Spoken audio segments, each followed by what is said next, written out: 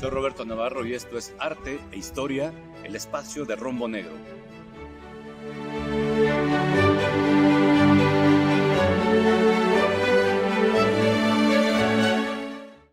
Hoy vamos a ocuparnos principalmente de la arquitectura en Irán, esta arquitectura que hemos visto, pues heredó mucho de las estructuras y de las formas arquitectónicas persas, ¿no? Y entonces, hemos visto cómo los antecedentes están bien claros en la arquitectura persa, grandes aportaciones como fueron las trompas, la base cuadrada del edificio, las columnas, los mosaicos, y que en el paso del tiempo, bueno, los altares de fuego que veíamos, ¿no? Y luego cómo esos altares de fuego que se emplearon en la época del Imperio Persa a través de sus tres fases, pues bueno, uno que otro fue transformándose en tumba, gracias a que se encontraron allí osarios, y después esos altares de fuego, que a la vez se transformaron en osarios, pues cuando llegue el Islam, los transforman justamente en mausoleos, como este que estamos viendo, y entonces allí es que crece, se desarrolla muy rica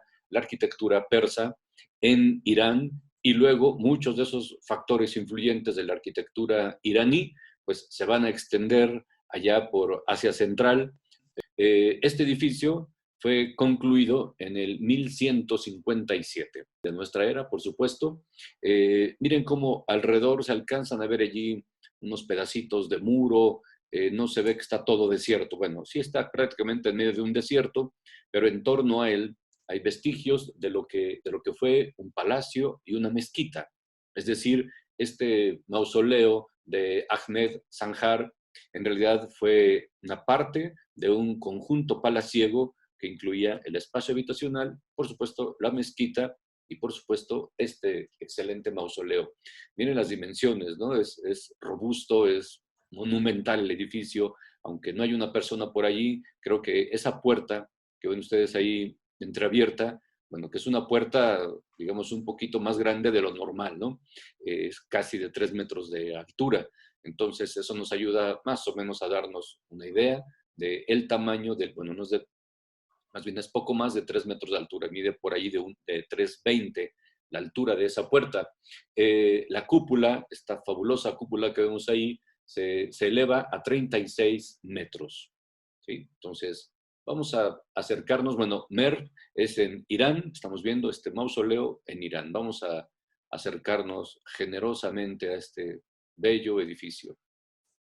Eh, la, la base, digamos, cuadrada del edificio fue construido en piedra, de donde ven ustedes esas arcadas, ya vieron ustedes esas arcadas. Bueno, el nombre técnico, digamos, que se le da a esas arcadas que ven ustedes es arcadas abovedadas, porque detrás de ella, bueno, vean, miren qué profundas son, no son simplemente arcos, ¿no? Son bastante profundos, y detrás de ellas hay una bóveda justamente, ¿no? O sea, hay un pasillo. Miren cómo se alcanza a ver allí unos pequeños arcos entre cada una de ellas, de modo que es un espacio deambulatorio. Esa parte de la arcada está construida con ladrillos, igual que la cúpula está construida con ladrillos, pero miren qué interesante que el diámetro, la circunferencia, digamos, para ser correctos, no quise decir el diámetro, quise decir la circunferencia de la cúpula no llega a los límites del espacio cuadrado. Más adelante, cuando vamos hacia adentro, nos vamos a dar cuenta de por qué sucedió eso y bueno, por qué era importante citar en nuestro curso a este mausoleo. Vamos a acercarnos un poquito al nivel superior para el agasajo de todos nosotros.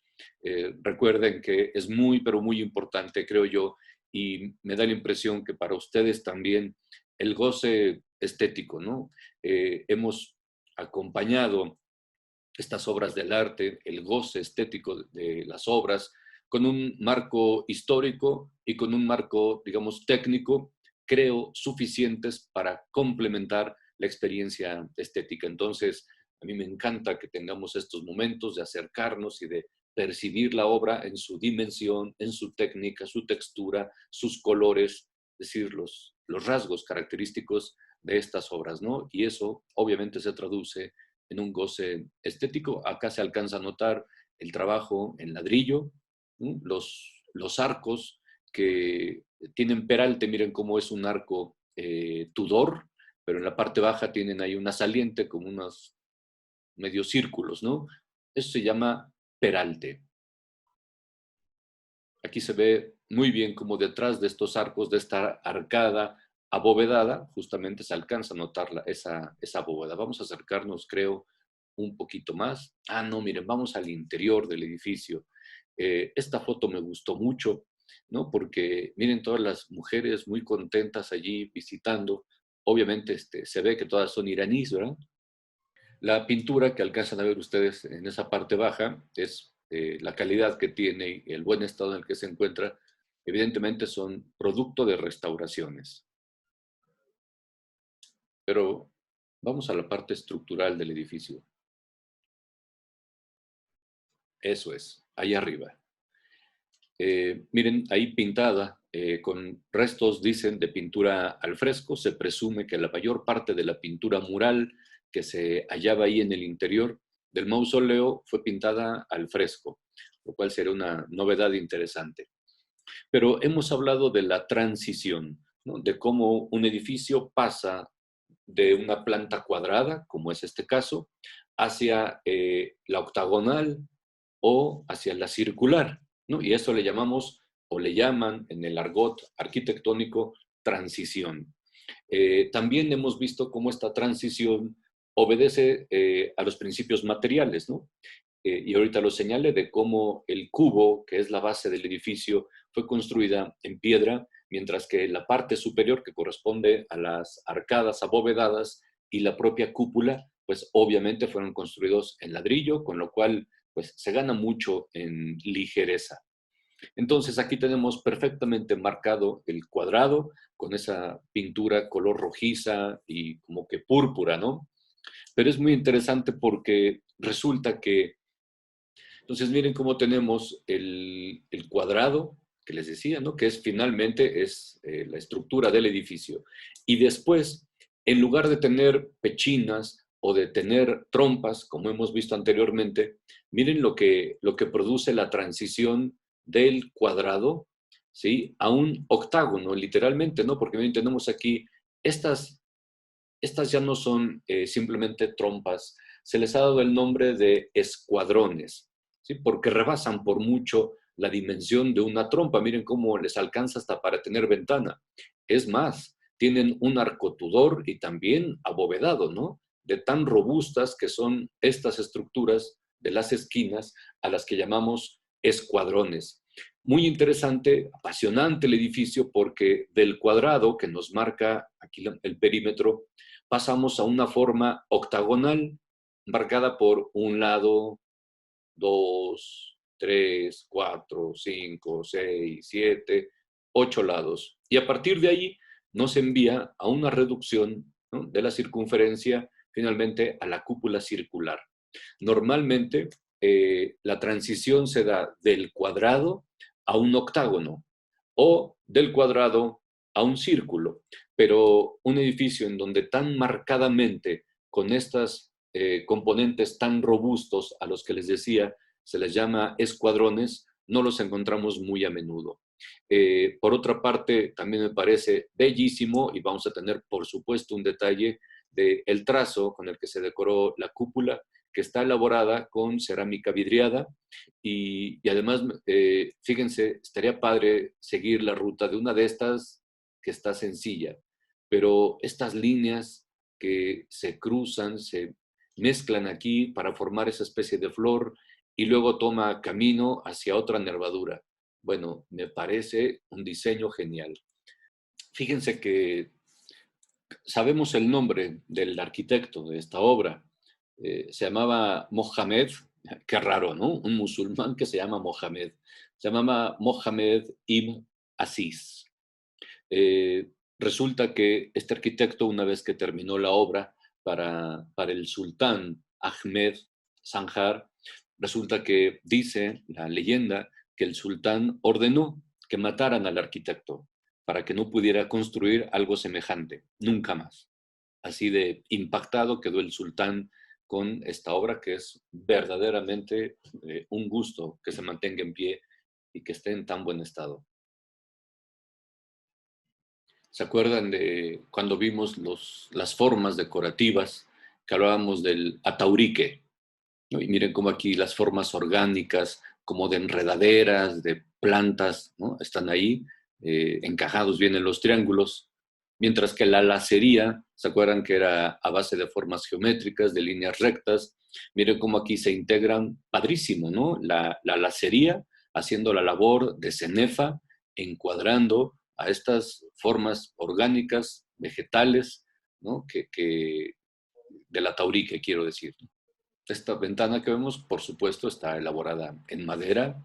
Ya ven que también es un material muy usual. Vimos la destreza, ¿no?, de los artesanos islámicos, de los ebanistas, el trabajo tan fino que son capaces de realizar con la madera. Este mausoleo de Arábata está en Uzbekistán. ¿Sí? Ya vimos cómo Uzbekistán, de todos modos, más adelante, otra vez voy a mostrar el mapa de todas estas pequeñas repúblicas islámicas, allí entre Afganistán, Irán, ¿no?, al sureste de Rusia. Y esta, Uzbekistán, es una ciudad en cuanto a arte, arquitectura, es de verdad ejemplar. Y voy a dejar brevemente Irán para tomar este edificio porque me pareció que era preciso romper un poquito la continuidad geográfica, privilegiando, digamos, la continuidad arquitectónica, ¿no? Por eso damos este pequeño salto. Este es anterior al que acabamos de ver, a la tumba de Ahmed Sanjar. Fue construido entre el año 977 y 978. ¿Sí? Repito el periodo de construcción, 977 y 978. A diferencia de aquel, este está construido, enteramente de ladrillo. También ya hemos visto cómo es un material tradicional, tanto como material constructivo, como aparente y también decorativo, como vemos aquí, que lo trabajan con una habilidad extraordinaria. Vamos a dar un giro. Miren la puerta, que es de dimensiones menores que la puerta del que acabamos de ver. La puerta es mucho más pequeña que en el mausoleo de Ahmed Sanjar, pero bueno, es mucho más chiquito, pero tiene un encanto. Miren qué pequeñito está. Entonces, la fachada del edificio, que pareciera un iguán, ¿no?, es más discreta, ¿no?, que un iguán, pero pareciera uno de aquellos. Y miren cómo es una pequeña trampa, ¿no?, para presumir como que el edificio es más grande, y detrás de él, ahí se alcanza a asomar por el lateral la cúpula, una pequeña cúpula que corona al pequeño edificio. Sin embargo, ¿qué tal los laterales? ¿No? Usando el ladrillo como un recurso que provee al edificio de una personalidad, de expresión plástica, simplemente por la textura que produce este juego de luces y sombras. Yo digo que parece algo así como una galleta de estas canelitas, ¿no? Nada más que cuadrada y grandota. Pero bueno, es una belleza, ¿no? Ya hemos visto muchos ejemplos de esta arquitectura en la que los hacedores se preocuparon, ¿no?, porque tuvieran esta expresión plástica como la que estamos viendo aquí en esta tan fina textura. Bueno, vamos a ver un detalle de la fachada, ahorita vamos a ver otro más. Miren cómo todo es a base de geometría. Obviamente aquí el diseño que vemos en la franja central de estas plantas o tallos, ¿no?, está elaborado con estuco. Pero miren qué ingeniosos, ¿no?, que el estuco va impregnado con polvo de los ladrillos y entonces adquiere aquella coloración, ¿no? Entonces no produce contraste por el color, sino el contraste que produce es por su volumen y cómo este elemento decorativo interactúa con la luz del sol.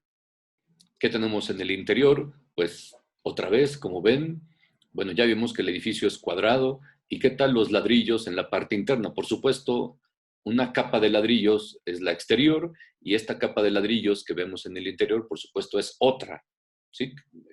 Muy diferente, ¿no? Miren cómo en el interior los ladrillos tienen un acabado muy especial, muy peculiar, ¿no? En el espacio entre ladrillo y ladrillo que forma esa pequeña canaleta que obviamente le provee de riqueza expresiva.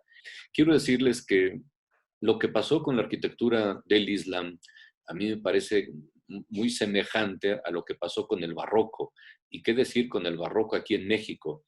En donde son tantas las aportaciones, es tal la creatividad desbordada, tanto en lo estructural como en lo decorativo, que a veces sucedió de que se les ocurría algo, ¿no? Venía una nueva idea y la implementaban en el edificio, ¿no? Y ahí estaban implementándolo en el edificio y decían, bueno, ¿y esto cómo se llama? No, pues no tiene nombre. Y pasado el tiempo dijeron, oye, es que hay que ponerle un nombre, ¿no? Si no, ¿cómo vamos a entenderlo? ¿Cómo vamos a hacer literatura de esto, ¿no? ¿Cómo vamos a difundir estos nombres? Entonces hubo que ponerle nombre a todo. Me da la impresión que eso habría pasado también con el Islam, cuando aparecen genialmente estas formas como la que estamos viendo, ¿no? En donde miren cómo aquí la trompa es un arco y debajo del arco hasta es tan robusta esta trompa que debajo del arco, pues incluso parecían unos mocárabes. Todo esto de ladrillo. Y miren cómo a un costado, ¿no? A la derecha de él, pues la misma forma, pero parece apenas dibujada, ¿no? Apenas calada, mientras que acá en la trompa tiene un hermoso volumen. La foto que vamos a ver a continuación, me imagino que quien la tomó se paró justamente allí en la esquina, ¿sí? Y tomó, se recargó en la esquina, dirigió su cámara exactamente hacia arriba y nos regaló una imagen extraordinaria en la que nos deja ver, miren cómo el arco está despegado del fondo y estas mocárabes, estos tres mocárabes que dan todo este volumen, ¿no? En esta transición del cuadrado al círculo, pero no como habíamos visto hace un momentito en la tumba de Ahmed Sanjar, en donde veíamos el cuadrado, después claramente un octágono y después el círculo. Una transición extraordinaria. Bueno, regresemos a Irán. Ahora tenemos acá esta mezquita de Jameh de Yasir. Ya habíamos visto anteriormente otra mezquita dedicada a Jameh, ¿sí? Igual que esta que tenemos acá. Y en aquella que vimos al final de la clase pasada, hablábamos de cómo la mezquita es el espacio cuadrado o rectangular, el patio, ¿no? Eso es la mezquita. Como vemos aquí, podríamos pensar que la cúpula enorme que vemos aquí en primer plano, que eso sería la mezquita, ¿sí? Pero sin embargo, no es así, ¿sí? Entonces, la entrada a lo que es la mezquita, recuerden, la mezquita es ese patio que vemos ahí con arcos, tudores. La mezquita, la entrada, perdón, es a través del iguán que ven ustedes ahí. Entonces, a través de ese iguán se entra a ese patio abierto que es propiamente la mezquita. La oración, ¿hacia dónde se dirige? Hacia el iguán que se encuentra delante de la cúpula, esta enorme que tenemos aquí en primer plano. Recordemos que el iguán es esta especie de pórtico, ¿no? Normalmente con un arco Tudor, muy bonitos, que están delante de las mezquitas. ¿Sí? Entonces, ¿y qué hay más allá? Del lado izquierdo de la cúpula, del lado izquierdo del patio, miren cómo hay una superficie cubierta muy grande. Ah, bueno, todo eso es madrasa, ¿sí? Estos centros de estudio. De modo que aquí está padrísimo el espacio con su mezquita, ¿no? Con el Mirab, Kibla y la madrasa. Vamos con una foto muy espectacular. Me encantó esta foto, tomada justamente desde uno de los minaretes. Esta mezquita es mucho más reciente que los edificios que acabamos de ver. Se construyó entre 1324 y 1326, en el primer tercio del siglo XIV. Sin embargo, un siglo antes ya había allí una mezquita. Entonces, esta que tenemos ahora es producto de una ampliación muy importante respecto a la anterior. Pero además, aquella primer mezquita que se construyó en el siglo XII, bueno, se dice que fue construida sobre un altar de fuego del periodo sasánida. Aquí estamos, miren, justamente a la entrada que decía hace un momentito de la mezquita. Allí vemos el iguán, este pórtico muy alto, ¿no? ¿A poco no hasta parece la entrada de una catedral gótica, ¿no? De tan alto que está. Y los dos minaretes, que les decía, qué tal enfatiza, ¿no?, la verticalidad y con ello la monumentalidad. No olvidemos que históricamente la arquitectura ha estado allí al servicio del poder, una forma de manifestar el poder de manera muy, pero muy visible, seguramente es a través de la arquitectura. Y si se construyen edificios altos, pues hablan de mucho poder. Por supuesto, las hermosas cúpulas no se hacen esperar. Una vez entrando ya al espacio arquitectónico, pues bueno, este es un mihrab, ¿no? Bueno, el mihrab en el interior del edificio, y bueno, para no variar, ¿verdad?, los elementos decorativos que ya conocemos, desde la caligrafía, los mocárabes, el arco Tudor tan socorrido y todo cubierto de azulejos que se produjeron a la cerámica vidriada, como ya hemos visto tantos. Es el mismo espacio, pero aquí alguien generosamente pues, tomó esta foto tan precisa. Debió ser tomada con tripié, ¿no?, porque está sumamente calculada la fotografía. Este es el iguán que veíamos hace un momentito, a la entrada del edificio, por supuesto, y como si hiciera falta, lo iluminan, ¿no?, con una luz azul ahí, como para saturar más el color. Bueno, a mí me parece que con una luz blanca era suficiente, ¿no?, para que brille la cerámica. Estamos en Qum ahora, como ven, seguimos en Irán. Qum es actualmente una ciudad muy importante, eh, en el sentido religioso, por supuesto, pero también en el sentido cultural. ¿Sí? Es un centro, es un foco cultural de mucha relevancia en Irán. Esta mezquita, miren nada más qué tamaño de mezquita. ¿Ven ustedes las 5 cúpulas que tenemos aquí en el primer plano?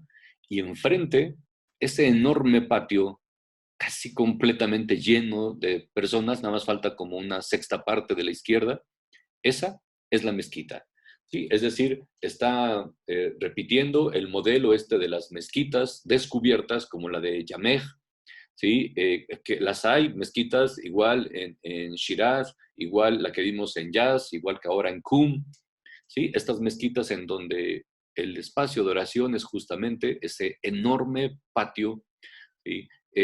Detrás, entonces, la mezquita es este san, ¿sí? En realidad, todo este patio. Este muro que ven ustedes aquí es el kibla, ¿sí? De modo que este kibla, aquí debajo de esta enorme cúpula, aquí adentro está un mihrab, ¿sí? De modo que el iwan o la puerta, este pórtico monumental que está acá enfrente de esta cúpula, pues termina siendo una especie de mihrab gigante, ¿no? Entonces todos estos al hacer la oración, acuérdense que no necesariamente ven el mihrab. Finalmente lo que les sirve de referencia para hacia dónde va la oración es el kibla, que es todo este edificio. Y ustedes dirán, bueno, y entonces todas estas alas enormes, estos, pues son centros de estudio, madrasas, en donde recuerden que además de escuelas coránicas, ¿no?, también se enseña ahí las ciencias y las artes. Este espacio que ven ustedes aquí cubierto, ¿sí?, estos dos, allí es el espacio previo a la entrada a la mezquita, de modo que las fuentes o los pozos para las abluciones se encuentran aquí debajo, que también deben de ser muchas, porque, y esto de acá es estacionamiento, ¿no? Aunque se dice que, y acá también, y allá también. Entonces se dice que a veces este estacionamiento queda cerrado los coches, ¿no? Porque finalmente toda la gente que cabe aquí, pues resulta que desborda el espacio y de modo que otra vez se juntan muchas personas, se juntan aquí afuera. Dicen que los días que son de oración muy importante, que ahorita les platico cuándo es, pues se reúnen allí 125, 150,000 personas, ¿no? Así tranquilamente, ¿eh? Entonces, ya vieron la cantidad también de minaretes que tiene. Esta mezquita rebasa por mucho lo antes visto, ¿no?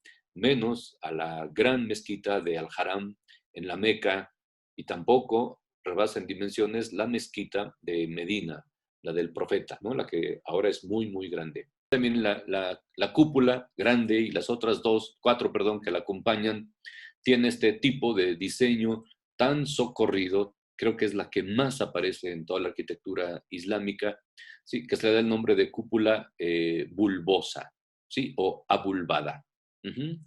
Mucho más frecuente me parece su nombre, de cúpula bulbosa. Fíjense que esta mezquita dedicada a Hamkaran tiene que ver precisamente con una revelación de un imam. Imam, no, con las dos M's, acuérdense, es imam, no es imán, ¿sí?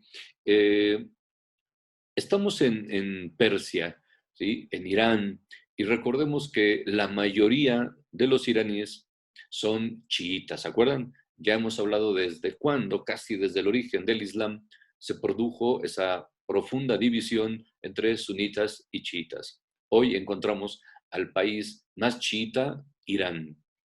Y entonces, entre muchos iraníes, no en todos, porque incluso el chiismo en Irán está dividido, entonces, para muchos iraníes, dicen que después de Ali, con quien surgió la división a favor del chiismo, después de Ali hubo una serie de imames, ¿sí? Un primer imam y luego un segundo, que son una especie de profetas menores, si queremos verlo así, ¿sí? Que tuvieron algún contacto con Ali, ¿no? Y entonces son personas casi como santos, entrecomillo, totalmente entrecomillo la palabra santos. Simplemente la usé como para que tengamos un referente más cercano a nuestra naturaleza. Entonces vino un primer imán y ya murió aquel y vino un segundo imán y vino un tercer imán, bla, bla, bla. Supuestamente son 12 los imames que vendrán. El 12º, dicen estos chiitas, está vivo y un día de estos va a aparecer y entonces hará una revelación muy importante. Pues resulta que el martes fue cuando el imam a quien se dedica esta mezquita tuvo un contacto, ¿sí? Tuvo esta revelación con Ali. De modo que los martes es el día que se reúne, y además ciertos martes del año, en que se reúne esta cantidad de personas que puede rebasar fácilmente las 100,000. Pero además, esta reunión, ¿no? Esta oración tan importante, se lleva a cabo en la tarde, ¿no? Porque dicen que esa revelación que tuvo Ali con el imán fue justamente un martes en la tarde, en lo que los musulmanes llaman Maghrib. Entre los musulmanes, decir Maghrib es decir puesta del sol, ¿sí? Entonces, decíamos en la parte geográfica de cómo los musulmanes se refieren a toda esta arquitectura, todas estas mezquitas que están de Egipto hacia Libia y en aquel tiempo, digamos, hasta Córdoba, en España, lo refieren como el Magreb. En lugar de Maghrib, Magreb, que es el lado occidental del Islam, tomando como centro la Meca, ¿no? Y entonces, el Magreb es el occidente geográfico para los musulmanes. El Magrib es el lugar donde se pone el sol, o sea, en la tarde. Entonces, esas es las referencias geográficas y, bueno, simbólicas que tiene este edificio. Aquí estamos, digamos, propiamente en el San, estamos dentro de la mezquita, que es este patio abierto. De modo que cuando van las personas a hacer oración, ese iwan que ven ahí por delante de la cúpula bulbosa sería una especie de mihrab gigantesco y ese muro, ese conjunto de muros, cada uno con su iwan y con su pequeña cúpula detrás, todo ese muro sería una especie de enorme quibla. Fue construida, dicen, les voy a dar 2 fechas, en el 373 de la Égira, según el calendario islámico, ¿se acuerdan? O para nosotros, con nuestro calendario, sería el año 984. Bueno, vamos ahora con el mausoleo de Fátima. Este también es un enorme conjunto arquitectónico. Voy a platicarles un poquito de Fátima. Bueno, ahí dice Fátima Almuzana. Eso de Fátima Almuzana significa la sin mancha. Algo así como decir la Inmaculada. ¿Le suena familiar? Ah, pues sí. ¿Sí? ¿Quién era Fátima Almuzana? No confundir con Fátima, la hija del profeta. Ya ven que el profeta Mahoma tuvo varios hijos, ¿no? Pero tuvo solamente una hija que sobrevivió. Y justamente Fátima fue la hija de Mahoma, fue la que se casó con Ali, el mal logrado Ali, que también lo mataron, ¿sí? Entonces, esta es otra Fátima. Eh, Fátima Almuzana nació en Medina también, pero en el año 790. Bueno, dicen los musulmanes que nació en el 173 de la Égira. ¿Sí? 173 de la Égira, o diríamos nosotros, ¿no? En el año 750, allá en la ciudad sagrada de Medina. Ella, Fátima, pues era hija, ¿sí? Era hija de un imán, de hecho, hija del séptimo imán, que se llamaba Musaim Jafar.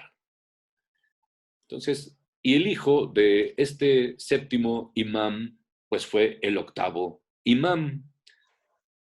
¿Sí? Entonces, viene de una familia muy relevante en el Islam, el chiita, ¿eh? Si ustedes le dicen a un sunita, oye, fíjate que el séptimo imán, el sunita les va a decir, a mí qué me importa el séptimo imán, ni existen esas cosas. El chiita dirá, por supuesto que sí. ¿Sí me explico? Y esta mujer, Fátima, que murió muy joven, ¿eh? Murió de 26 años. Algunos dicen que fue una muerte misteriosa. Dicen que era, bueno, el nombre le viene esto de la sin mancha, de que era una mujer sumamente generosa, sumamente buena, que abrazaba las causas nobles de las personas desvalidas, y fue una mujer muy, muy querida, y entonces pues le construyeron un mausoleo, ¿sí? Porque termina siendo ella, permítame la expresión, subrayenla y entre comillas, ¿sí? Termina siendo una especie de santa, ¿sí? Por eso se le construye semejante mausoleo. Como ven, también está en Qum, ¿sí? Es un conjunto muy, muy grande. ¿Ya vieron ustedes esa cúpula dorada? Sí, seguro ya la vieron, ¿no? ¿Cómo no? Y enfrente tiene un enorme patio, un san, ¿sí? Bueno, esa con cúpula dorada, ese es el mausoleo de Fátima, que por supuesto vamos a ver, ¿sí? Ese es el mausoleo de Fátima. Y en línea recta hacia nosotros, digamos, después de ese punto dorado, hacia nosotros en línea recta, hay una enorme cúpula.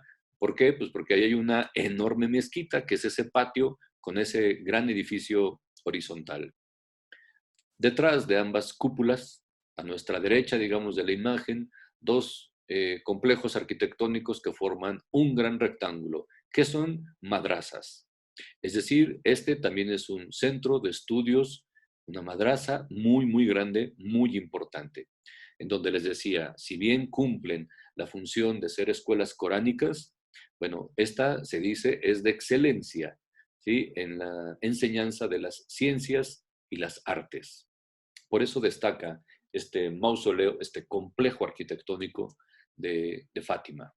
Ahora nos quedó la mezquita, el San, perdón, ahí en la izquierda, otra vez brillando dorado el mausoleo de Fátima, atrás la mezquita y todo este lado izquierdo con este espacio cultural. El complejo este del mausoleo de Fátima tiene por área 1.400 metros cuadrados, más o menos unos cuantos metros, pues casi hectárea y media. Miren cómo tiene un pórtico, ¿no? que no es un iguán, ¿no? Son 3 arcos muy, muy altos, con unas columnas bastante esbeltas. Fíjense que cuando se construyó este conjunto en el siglo IX, a finales del siglo IX, ¿sí? Hacia el 880 y tantos, era simplemente, dicen, casi una especie de cobertizo, un pórtico, ¿no? Que tenía unas cubiertas del techo, era de paja. O sea, imagínense unos portales en un cuadrado, formando un cuadrado, digamos, ¿no? Y con el techo cubierto de paja. Así de sencillo era, ¿no? Después se construyó ese mismo cobertizo, pero ya en materiales no perecederos, digamos, la piedra, aunque se incluyó la madera, bueno, ya había crecido, ¿no? Y se le aplicó también, pues, algunos detalles con la arcilla, de misma piedra, de yeso. En el año 925, la cúpula, que era de dimensiones menores, pues bueno, se decoró finalmente con mosaicos, como se habían decorado tantas cúpulas entonces, ¿sí? Ya estamos en el año 925. Y así se mantuvo, pero fue creciendo el espacio arquitectónico, obviamente, al ampliar las madrazas, ¿no? Particularmente las madrazas. Finalmente, a principios del siglo XIX, entre 1820 y 1822, ¿sí? Se cubrió la cúpula con láminas de oro. Esa cúpula que ven allí no está pintada o dorada, está cubierta con láminas de oro, placas de oro. La realidad en Irán es muy diferente a muchos países árabes, ¿no? Irán es un país mucho más próspero, una verdadera potencia económica y religiosa, artística. Entonces su condición es distinta. Pasando por algunos de estos espacios, de estos pórticos, la riqueza artística que hay entonces en este complejo. Bueno, aquí estamos, digamos que a punto de entrar ya propiamente al mausoleo, ¿no? Este es el iguán con sus minaretes. Y sí, lo que están viendo es cierto. ¿Sí? En el iguán, los mocárabes, como ven allí, también están brillando porque también están cubiertos de oro. De esto no habíamos visto, ¿verdad? No habíamos visto mocárabes No, cubiertos con placas de oro. Eso no. no se había visto.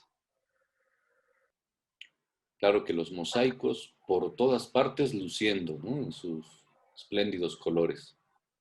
Fíjense que además buena parte de la riqueza, particularmente en este lugar, es porque este complejo y particularmente por el mausoleo de Fátima es un destino de peregrinación permanente. Entonces, de muchas partes de Irán y de otras tantas, pues bueno, constantemente llegan peregrinos. Y eso obviamente pues genera recursos. ¿Sí? Esto sigue siendo parte de las pequeñas salas o antesalas. Miren, después de pasar el Iwan, después de pasar esos mocárabes de oro y algunos de los detalles que acabamos de ver con cerámica vidriada, bueno, ya estamos en este otro pórtico de estos arcos también muy altos, muy afilados, ¿sí? Entonces miren como allá justo debajo de eso que se ve blanco, es la entrada propiamente al mausoleo, ¿sí? Allí está el mausoleo. Entonces hay que subir por una escalera lateral, por la izquierda. Entonces así se llega finalmente, miren cómo todos van vestidos de negro, ¿sí? Así como se llega finalmente y lo que se encuentra es esto, eso que se ve, eso que aquí se ve que brilla, son mocárabes, ¿sí? Y unas placas metálicas y sí, lo que están pensando es correcto, es plata. Así como los mocárabes de la entrada eran de oro, bueno, ahora los mocárabes ya propiamente para entrar al mausoleo, pues están elaborados en una especie de enjambre de plata. Bueno, ya que entramos, el edificio, miren cómo los muros están cubiertos de mármol, ¿sí? Y allí, en esa cámara que ven ustedes ahí adentro, ahí está la tumba de Fátima, ¿sí? Ese cubo que ven allí, es el sepulcro y en el interior propiamente la tumba de Fátima. Está cubierto de plata, la parte baja que se ve arcada y calada, eso está bañado en plata, y la parte superior, esa especie de cornisa que rodea el edificio, pues es oro. En los alrededores, mosaicos de cerámica vidriada, y lo que ven que brilla mucho en la parte superior, esos mocárabes de la parte superior, no es plata, son espejos. ¿Sí? Vamos a entrar. ¿Sí? Miren, todo de mármol, plata, oro.